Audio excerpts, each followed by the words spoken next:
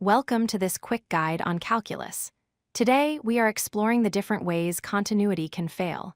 We will look at the three main types of discontinuities: removable, jump, and infinite. Before we break things, let's understand what it means to be whole. Intuitively, a function is continuous if you can draw its graph without ever lifting your pencil from the paper. Mathematically, this means the limit as x approaches c must equal the function's actual value at c. So, how does this pencil path get broken?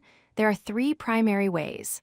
First, a tiny hole in the line called a removable discontinuity.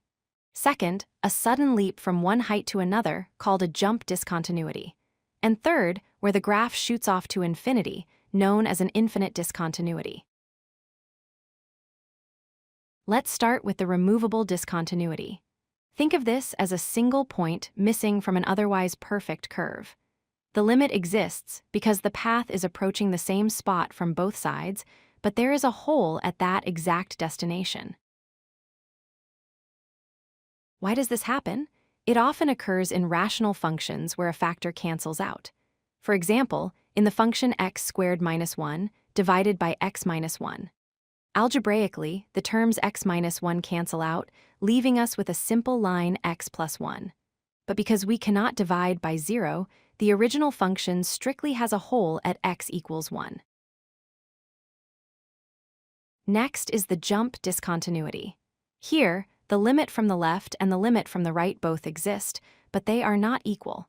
The graph literally jumps from one y value to another. You would definitely have to lift your pencil here.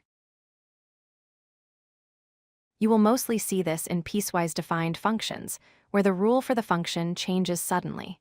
In this example, the function behaves one way when x is less than 1, and differently when x is greater than or equal to 1. The gap between the values 3 and 2 creates the jump. Finally, we have the infinite discontinuity, often called a vertical asymptote. This happens when the function grows without bound. As x gets closer to a specific value, the function shoots upwards to positive infinity or downwards to negative infinity. The classic example is 1 over x at x equals 0. The function is undefined. If you approach 0 from the right, it goes to positive infinity. From the left, it goes to negative infinity. The graph gets closer and closer to the y-axis, but never touches it. To wrap up, here is your cheat sheet. Removable means there is a hole, the limit exists.